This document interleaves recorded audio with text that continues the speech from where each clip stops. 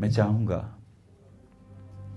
कि ये बहुत कीमती और अनुभूत और बहुत दुर्लभ अवसर है। जो लोग इस अवसर में मेरे साथ जुड़ जाएंगे वो कुछ पा जाएंगे, और जो नहीं जुड़ेंगे वो फिर कभी पा जाएंगे। मैं उनके भी कल्याण के लिए भगवान से प्रार्थना करता हूं। सिर्फ 5-7 मिनट की बात है। आंखें बंद कर लें। मैं कौन हूं, एक प्रश्न भीतर डाल दें। क्या मैं शरीर हूं? नहीं। क्या मैं नाम हूं? नाम भी नहीं। शरीर नहीं, नाम नहीं, पुरुष नहीं, स्त्री नहीं। पुरुष शरीर है मेरे पास, पिता का अंश ज्यादा है मेरे पास, पिता का शरीर है, और जिनके पास मां का अंश ज्यादा है उनके पास मां का शरीर है। क्या मैं मन हूं? मन में उठते हैं भाव, अच्छे और बुरे। अतीत की बातें याद आती हैं।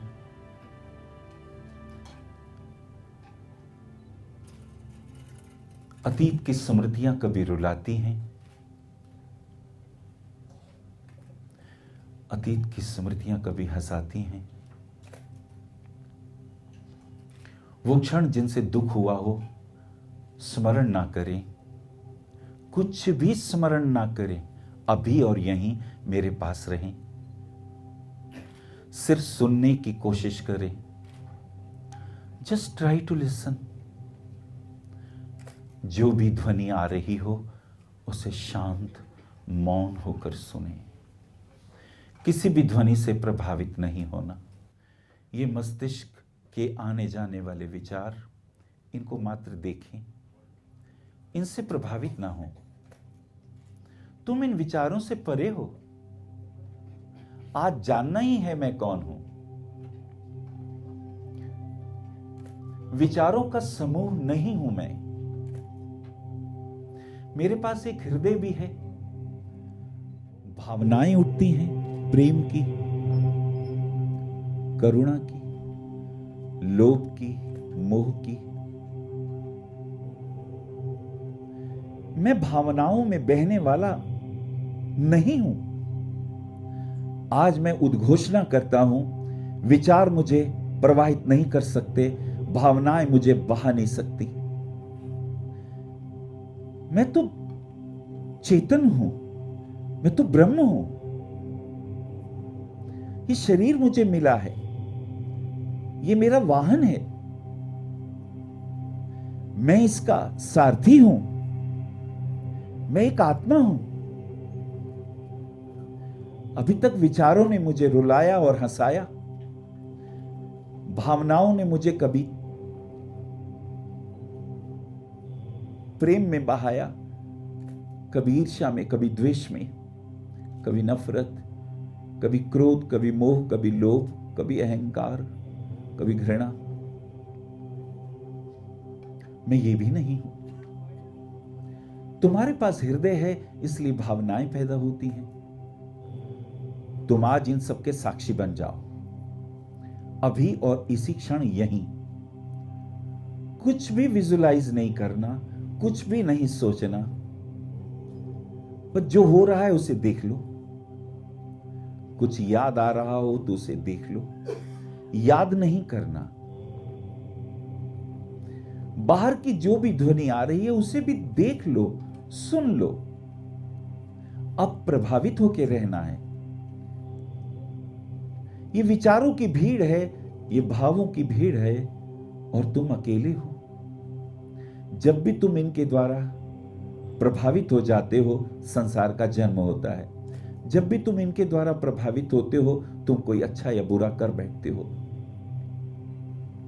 जब भी तुम क्रोध से प्रभावित होते हो, तुम हिंसा करते हो।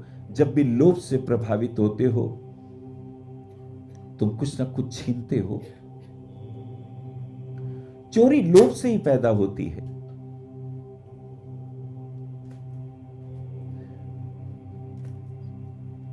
तुम इन सबसे परे हो।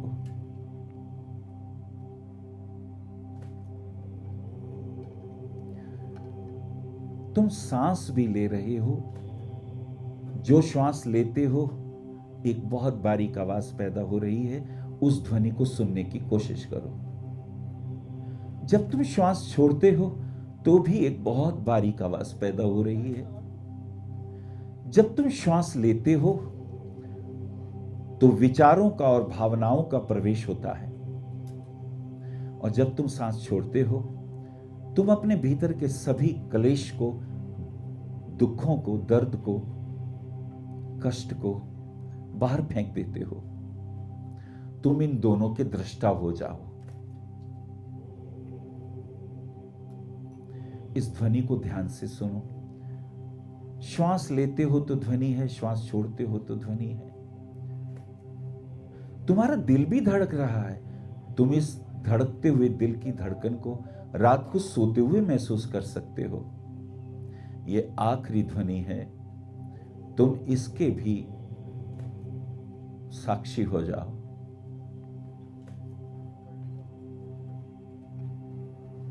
भीतर मौन फलित होगा। बाहर की भीड़, बाहर की आवाजों से जब तुम भीतर की ओर आते हो तो तुम इन ध्वनियों के साक्षी हो जाते हो, इन विचारों के साक्षी होते हो, इन दृश्यों के साक्षी होते हो। तुम अलग, दृश्य अलग, तुम अलग, विचार अलग, तुम अलग, भाव अलग। और अब अपनी दोनों आंखों के बीचों बीच, ये एक आज्ञा चक्र है। यहां से आज्ञाएं ली भी जाती हैं और आज्ञाएं दी भी जाती हैं। दोनों आंखों के बीचों बीच, अपने दोनों आंखों से, आंखें बंद हैं, अपने दोनों आंखों के बीचों बीच देखने की कोशिश करो। ये वो स्थान है जहां से नीचे का संसार कट जाता है। इस स्थान पर आते ही विचार, भावनाएं और संसार की समस्त इंद्रियों के विषय शांत हो जाते हैं। यह आज्ञा चक्र है। यहां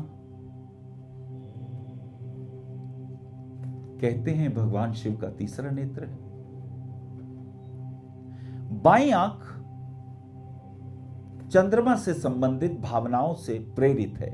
दाहिनी आंख सूर्य से संबंधित आज्ञाओं से, ज्ञान विज्ञान से प्रेरित है। बाईं आंख से कलात्मक, ललित कलाओं के दर्शन होते हैं। दाहिनी आंख से तर्क, वितर्क और विज्ञान के दर्शन होते हैं। और तीसरी आंख, अगर तुम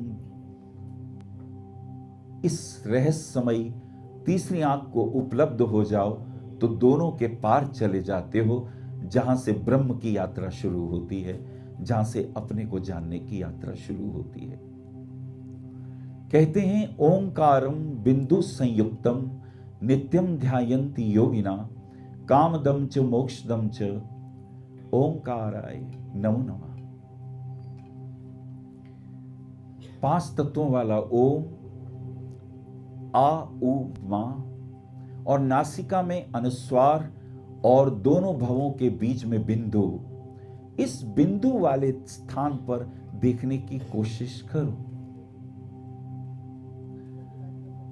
ओम की ध्वनि तुम्हारे भीतर चल रही हो।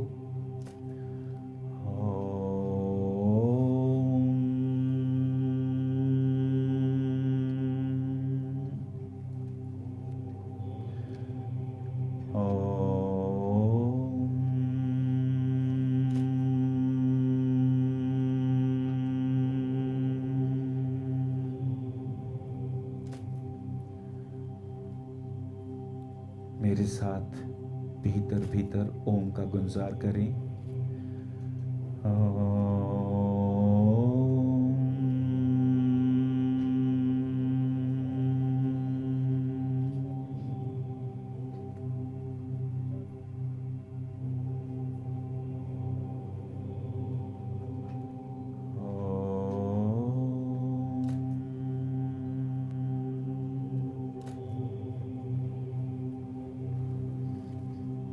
ऋषि कहते हैं ओम बोलते वक्त, ओम बोलते समय अगर जिह्वा भी उठा के ऊपर तालु से लगा ली जाए तो खेचरी विद्या सिद्ध हो सकती है। आप अपनी जिह्वा को तालु से छुआने की कोशिश करें ओम बोलते हुए।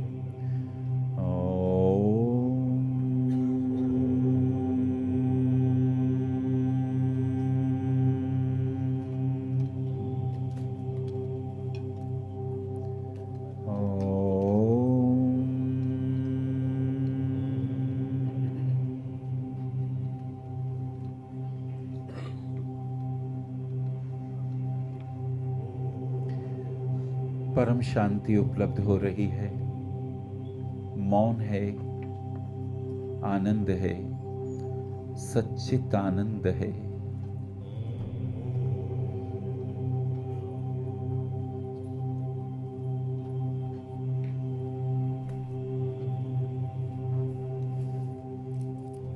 मैं परमात्मा का पुत्र हूं, अहम ब्रह्मस्मि। सच्चित आनंद कहें, सो अहम कहें, ये सभी अनुभूतियां यहां आकर आपको होती हैं।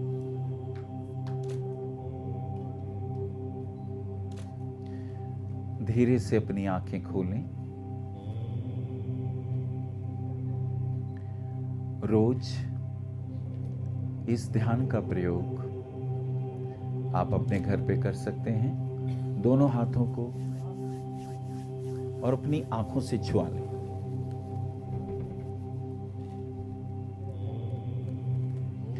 मेरे से एक मित्र ने पूछा कि ये राधा कृष्ण की मूर्ति पर चेहरे पे इतना तेज कैसे है, राम जी की मूर्ति में इतना तेज कैसे है, संतों के चेहरे पे इतना दिव्य आभा मंडल कैसे है। देखते ही कष्ट दूर हो जाते हैं। ध्यान के इन प्रयोगों में जब आप बैठेंगे तो आप ये जानकर हैरान होंगे, आपके भी एक दिव्य आभा मंडल उत्पन्न होता है।